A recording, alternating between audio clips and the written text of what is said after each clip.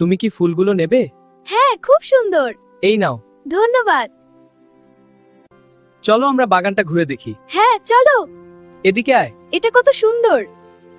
ওখানে রঙিন প্রজাপতিরা আমাদের সঙ্গে খেলবে। হ্যাঁ, তাই তো, কত সুন্দর।